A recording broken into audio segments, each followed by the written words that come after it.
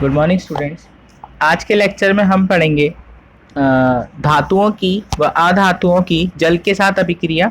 ठीक है, इसके बाद में बच्चों नेक्स्ट टॉपिक है हमारा अम्लों के साथ अभिक्रिया। इसके बाद में हम पढ़ेंगे क्षारों के साथ अभिक्रिया, विस्थापन अभिक्रियाएं क्या होती हैं ये देखेंगे, और इसके बाद धातुओं और अधातुओं के उपयोग हम देखेंगे। क्लियर है बच्चों? इससे पहले हमने देखा था कि धातुएं अधातुएं जब ऑक्सीजन से रासायनिक अभिक्रिया करती हैं तो उनकी ऑक्साइड बनाती हैं, और जो ऑक्साइड होते हैं वो एक क्रियाकलाप हमने देखा था कि वह अम्लीय प्रकृति के होते हैं, क्षारीय प्रकृति के। ठीक है, मतलब कि धातुओं की जो ऑक्साइड है उनकी प्रकृति अम्लीय है या क्षारीय है, और अधातुओं की जो ऑक्साइड है उनकी प्रकृति अम्लीय है या क्षारीय है। चलो बच्चों स्टार्ट करते हैं जल के साथ धातुओं की अभिक्रिया। सामान्यतः देखो मैं बताता हूँ बच्चों कि जो नॉर्मल धातुएं होती है हमारी वो तो जल के साथ कोई अभिक्रिया नहीं दिखाती हैं, लेकिन पोटेशियम और सोडियम दो ऐसी धातुएं हैं जो बहुत ज़्यादा सक्रिय होती हैं। जब इन्हें जल में डाला जाता है तो यह आग पकड़ लेती हैं और हाइड्रोजन गैस को मुक्त करती हुई जलती हैं। ठीक है, चलो देखते हैं। आइए देखें धातु और अधातु किस प्रकार जल से अभिक्रिया करती है। यहाँ पे ब्रैकेट के अंदर यही लिखा है बच्चों, देखो सोडियम धातु बहुत अभिक्रियाशील होती है। यह ऑक्सीजन और जल के साथ अत्यंत तीव्र अभिक्रिया करती है। अभिक्रिया में बहुत अधिक ऊष्मा उत्पन्न होती है, इसलिए यह मिट्टी के तेल में संचित रखा जाता है। ये बच्चों इंपॉर्टेंट है कि सोडियम को मिट्टी के तेल में क्यों रखा जाता है, क्योंकि यह एक ऐसी धातु है जो कि बहुत ज्यादा क्रियाशील होती है ना। अगर इसे मिट्टी के तेल में नहीं रखेंगे और इसने वायुमंडल की नमी से क्रिया कर ली तो यह आग पकड़ सकता है। ठीक है, जैसे ही इसको जल मिलता है, जल इसके संपर्क में आता है, ये आग पकड़ लेता है तुरंत। ठीक है, तो ये बहुत ज्यादा सक्रिय धातु होती है। यहाँ पे देखो दिखाया हुआ भी है बच्चों, ठीक है ना, सोडियम की जल के साथ अभिक्रिया के अंदर यहाँ पे आपको क्रियाकलाप करना है, शिक्षक द्वारा कक्षा में प्रदर्शित किए जाए। ये हमारे द्वारा किए जाने वाले क्रियाकलाप है बच्चों, जो टीचर्स आपको करके दिखाएंगे। ठीक है, प्रदर्शन के समय विशिष्ट सावधानियां रखी जा सकती हैं। सोडियम धातु के टुकड़े का आकार लगभग गेहूं के दाने के बराबर हो, इसे चींटी द्वारा पकड़ना चाहिए। एक 250 ml का बीकर, कांच का ग्लास लीजिए, इसे आधा जल से भरिए। अब सावधानी पूर्वक एक छोटा सोडियम का टुकड़ा काटिए, फिल्टर पत्र में उपयोग कर सुखा लीजिए और फिर रुई के छोटे टुकड़े से लपेटकर इसे सोडियम के टुकड़े को बीकर में डाल दीजिए। सावधानी पूर्वक प्रेक्षण लीजिए। प्रेक्षण लेते समय बीकर से दूर रहें। जब अभिक्रिया बंद हो जाए बीकर को छुइए। आप क्या अनुभव करते हैं? क्या बीकर गर्म हो गया है? विलियन का लाल और नीले लिटमस पत्र से परीक्षण कीजिए।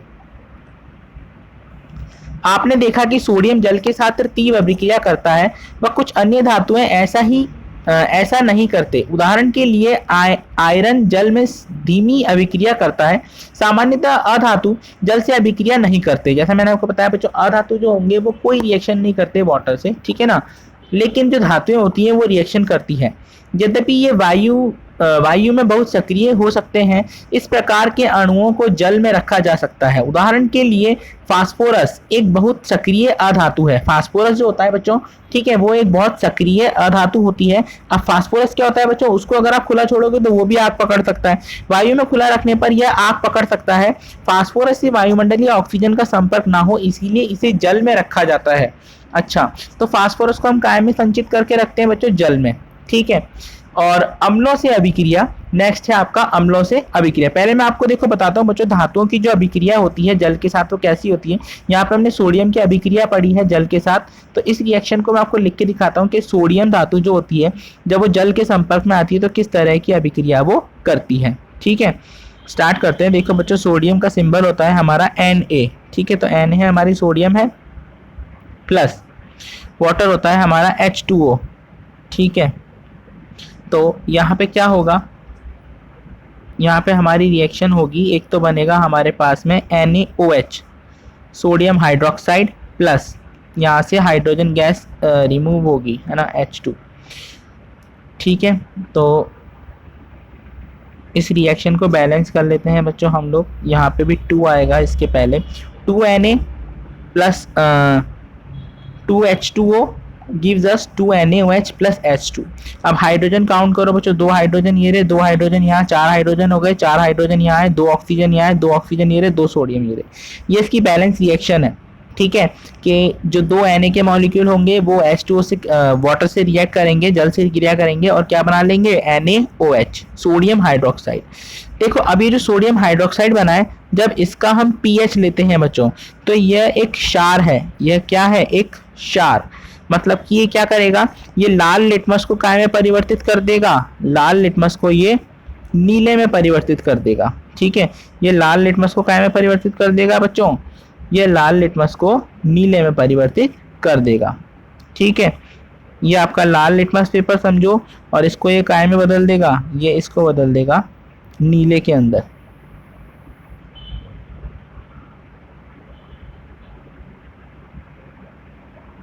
ठीक है, और इसकी पीएच कितनी होगी, 7 से ज़्यादा। इसकी पीएच जो होगी वो कितनी होगी, 7 से ज़्यादा।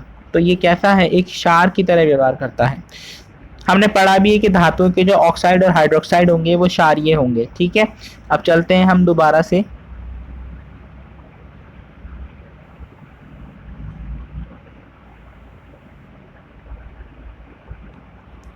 अम्लों से अभिक्रिया। आइए देखें धातुएं और अधातुएं अम्लों के साथ किस प्रकार अभिक्रिया करती हैं। अब यहाँ पे फिर से एक क्रियाकलाप है, ठीक है ना, इसको मैं आपको प्रदर्शित नहीं करूंगा, सिंपली समझाऊंगा। परखनली के मुंह को अपने चेहरे से दूर रखिए, परखनली पकड़ने के लिए परखनली होल्डर का प्रयोग कीजिए। सारणी 4.5 में सूचीबद्ध धातुओं और अधातुओं के नमूने पृथक पृथक परखनली में लीजिए और इन्हें ABCDEF चिन्हित कर दीजिए। ड्रॉपर की सहायता से परखनली में एक एक करके 5 ml तनु हाइड्रोक्लोरिक अम्ल, कौन सा अम्ल डालना है हमें, HCl, ठीक है, डालिए। अभिक्रिया का सावधानी पूर्वक प्रेक्षण कीजिए। यदि ठंडे विलयन में कोई अभिक्रिया नहीं होती हो तो परखनली को हल्का सा गर्म कर लीजिए। प्रत्येक परखनली के मुंह के पास आप एक जलती हुई तीली ले जाइए। यह क्रियाकलाप तनु हाइड्रोक्लोरिक अम्ल के स्थान पर तनु सल्फ्यूरिक अम्ल से भी दोहराया जा सकता है। इसके प्रेक्षण सारणी 4.5 में लिखिए। क्या धातु और अधातु अम्लों से भिन्न प्रकार की अभिक्रियाएं करते हैं? परखनली के मुंह के पास जलती हुई माचिस की तीली ले जाने पर अब पॉप ध्वनि क्यों उत्पन्न होती है?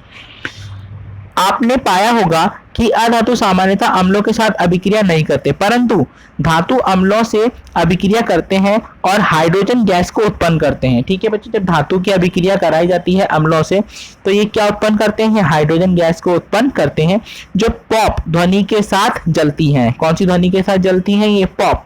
ठीक है ना, मतलब कि उसमें गैस बच जाती है। जैसे आप माचिस की तीली ले जाते हो जलती हो तो एकदम से पॉप साउंड होता है और वो एकदम से सारी की सारी गैस एक बार में वहां पे जितनी बनी थी वो जल जाती है।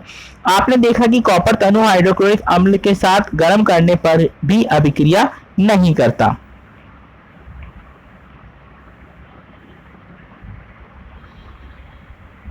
परंतु यह सल्फ्यूरिक अम्ल से अभिक्रिया कर लेता है। जो कॉपर है वो HCl से रिएक्ट नहीं करेगा बच्चों, लेकिन H2SO4 से जरूर रिएक्ट कर लेगा। ठीक है, देखो यहाँ पे ABCDEF ये बने हुए पूरे के पूरे। ठीक है, फर्स्ट थी आपकी जिंक, फर्स्ट थी आपकी कौन सी धातु है, जिंक। ठीक है, सेकंड है आपकी कॉपर, यहाँ पे देखते हैं हम सारणी में। फर्स्ट है आपकी मैग्नीशियम, एल्यूमिनियम, आयरन, कॉपर।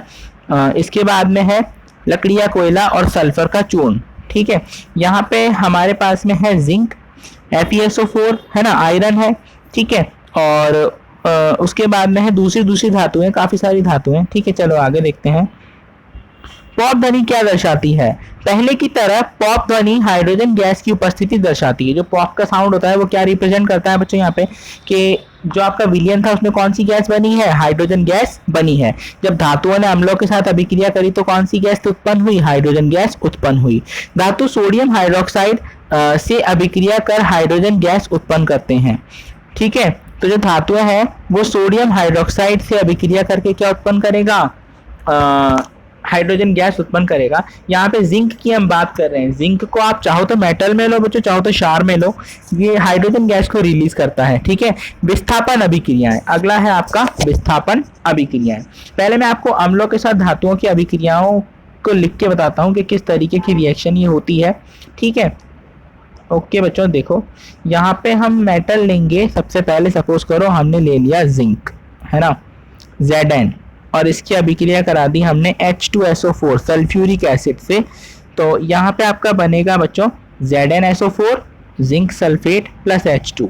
ठीक है। H2 क्या है, हाइड्रोजन गैस है जो कि यहाँ से निकल रही है, जिसके कारण आपको पॉप का साउंड आ रहा है। ठीक है, अगर कॉपर के संग इसकी रिएक्शन कराएंगे तो क्या बन जाएगा बच्चों, CuSO4 प्लस H2। ठीक है,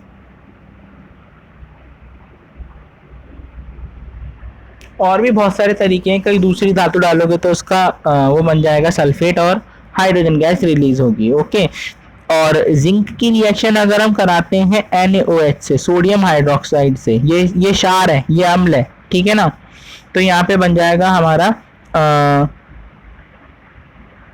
ZnH2 तो रिलीज होगी। ठीक है, 2NaOH से हम कराएंगे, ठीक है, तो बन जाएगा सोडियम जिंकेट।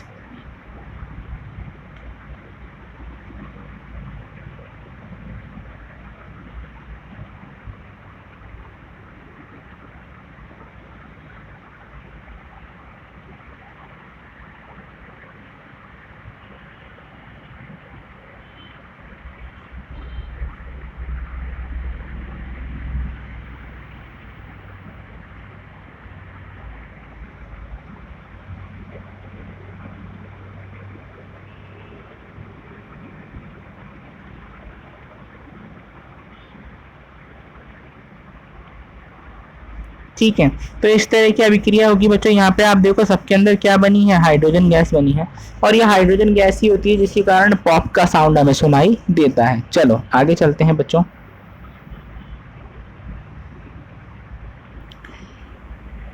विस्थापन अभिक्रिया, कॉपर सल्फेट और आयरन के मध्य अभिक्रिया कराने की क्रियाकलाप को याद करिए जो आपने कक्षा 7th में किया था। आइए इस प्रकार की कुछ और अभिक्रियाएं देखते हैं। बच्चों देखो, मैं ये आपको समझाता हूँ कि ये जो आपका क्रियाकलाप था ये क्या था और किस तरीके से हम इसे समझ सकते हैं। देखो, विस्थापन अभिक्रिया क्या होती है, सबसे पहले हम इसकी परिभाषा देखेंगे। विस्थापन अभिक्रिया क्या होती है, विस्थापन अभिक्रियाएं वह अभिक्रियाएं होती हैं जिनमें एक अधिक सक्रिय तत्व दूसरे तत्व को उसके विलयन से विस्थापित कर देता है, या फिर हम कह सकते हैं विस्थापन अभिक्रियाएं वह अभिक्रियाएं होती हैं जिसमें एक अधिक सक्रिय धातु दूसरी धातु को उसके विलयन में से विस्थापित कर देती है। इस तरह की अभिक्रियाएं विस्थापन अभिक्रियाएं कहलाती हैं। उदाहरण के लिए जब हम आयरन सल्फेट के विलयन में, है ना, आयरन सल्फेट कॉपर सल्फेट के विलयन में लोहे की कील डालते हैं, ठीक है, तो क्या होता है, कॉपर सल्फेट का विलयन कन्वर्ट हो जाता है आयरन सल्फेट में, और जो आपकी लोहे की कील थी वो परिवर्तित हो जाती है तांबे की कील में, या फिर हम कहें उसके ऊपर तांबे की एक परत चढ़ जाती है। अब देखो बच्चों, इसको मैं रिप्रेजेंट कर रहा हूँ आपके सामने एक्सपेरिमेंट को, किस तरीके से हम इसे कर सकते हैं। सबसे पहले क्या करना है, हमें एक बीकर लेना है बच्चों, ठीक है ना, तो हम कांच का बीकर लेंगे। यहाँ पे हम लोगों ने एक बीकर लिया,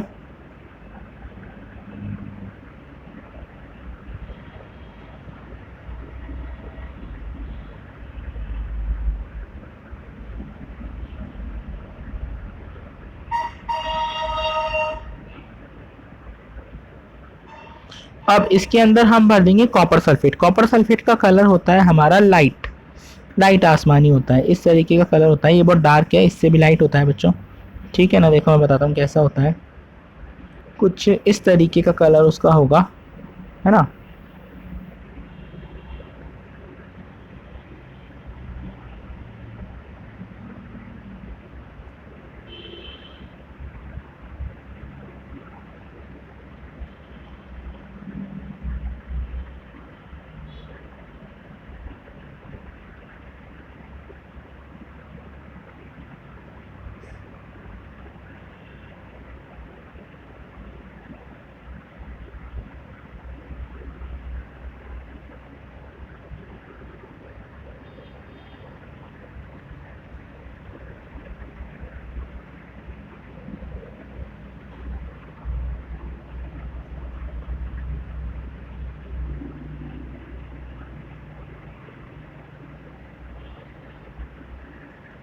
ओके बच्चों, ये मैंने इसमें भर दिया कॉपर सल्फेट, ठीक है।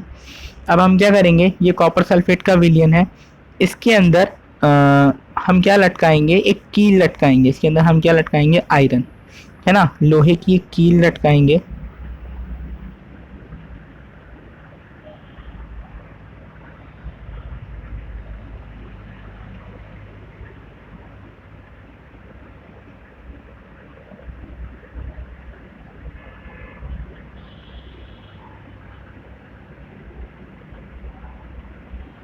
ठीक है बच्चों, ये हमने इसके अंदर लोहे की एक कील लटका दी, आयरन की एक कील।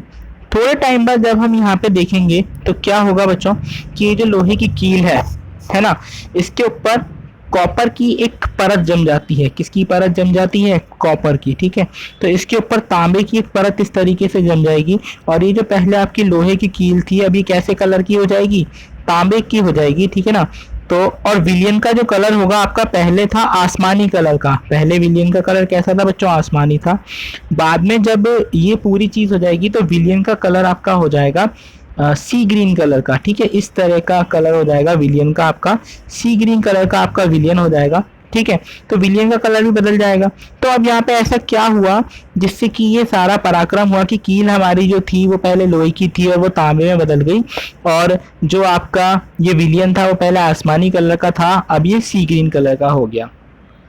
ठीक है, तो हमने यहाँ पे क्या किया था बच्चों, इस कील को हमने धागे की सहायता से यहाँ पे लटकाया था। ठीक है, इसके अंदर विलियन के अंदर, और ये जो विलियन था इसके अंदर पहले मैंने आपको बताया क्या भरा हुआ था, पहले कॉपर सल्फेट CuSO4 भरा हुआ था। कॉपर सल्फेट का जो विलियन होता है बच्चों, इसका कलर होता है आपका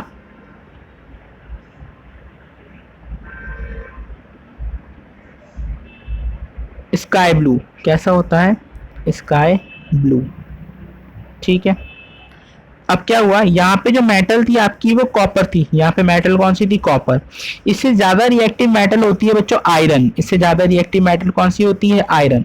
ठीक है, तो ये तो आपका ये वाला विलियन था जो था कॉपर सल्फेट का। ठीक है ना, अब क्या हुआ, जब आपने इसमें आयरन की रॉड डाली या फिर आयरन की जो नेल डाली हमने, ठीक है, काय की नेल डाली है, आयरन की कील डाली है Fe की, तो ये Fe क्या करेगा, ये तो विलियन में चला जाएगा और कॉपर जो होगा वो विलियन से बाहर आ जाएगा। ठीक है, और उसकी एक परत जम जाएगी स्कील के ऊपर, और जो अब सॉल्यूशन था अब वो कॉपर सल्फेट का नहीं रहेगा, अब वो सॉल्यूशन काय का बन जाएगा? आयरन सल्फेट का। यही तो हमने विस्थापन अभिक्रिया पढ़ी कि एक धातु दूसरी धातु के विलयन में से उसको प्रतिस्थापित कर देती है। जो अधिक सक्रिय धातु होती है वो कम सक्रिय धातु को उसके विलयन में से क्या कर देती है? प्रतिस्थापित, यानी उसकी जगह बदल देती है। जैसे पहले विलयन में कॉपर था लेकिन अब विलयन में क्या चला गया? आयरन, और कॉपर कहाँ आ गया? कील के ऊपर आ गया। ठीक है, तो आयरन सल्फेट का जो विलयन होता है बच्चों, इसका कलर होता है ग्रीन, जैसा आप लोगों को यहाँ पे दिख रहा है, सी ग्रीन होता है ना, ग्रीन से टाइप का होता है, इस टाइप का जैसा मैंने बनाया सेम ऐसा ही कलर होता है ग्रीन, और कॉपर सल्फेट का होता है स्काई ब्लू। तो ये मैंने आपको यहाँ पे दर्शाया कि विस्थापन अभिक्रियाएं क्या होती है। विस्थापन अभिक्रियाएं वे अभिक्रियाएं होती हैं जिसके अंतर्गत एक अधिक सक्रिय धातु किसी कम सक्रिय धातु को उसके विलयन में से प्रतिस्थापित कर देती है। तो हमने यहाँ पे देखा कि आयरन की कील डालने पर कॉपर सल्फेट के विलयन में से कॉपर प्रतिस्थापित हो जाता है और आयरन विलयन में चला जाता है। अब इसकी रिएक्शन भी मैं लिख के दिखाता हूँ क्या होती है, बुक में नहीं दी हुई है। देखो बच्चों क्या होता है, रिएक्शन लिख रहा हूँ मैं आपकी, है ना। सबसे पहले था हमारा CuSO4 पानी के अंदर, इससे हमें कौन कौन से आयन मिलेंगे? एक तो मिलेगा Cu+2, एक मिलेगा SO4-2। ठीक है, ये दो आयन हो गए। और जब हमने इसमें आयरन डाला तो आयरन ने क्या किया? आयरन ने 2 इलेक्ट्रॉन डोनेट किए, मतलब दे दिए, और ये कौन सी स्टेज में आ गया? Fe+2। ठीक है, अब ये जब Fe+2 में आया तो ये बाउंड हो जाएगा इसके संग में, है ना, और क्या बना लेगा? Fe+2 बना लेगा आपका SO4-2 के संग में मिलके FeSO4,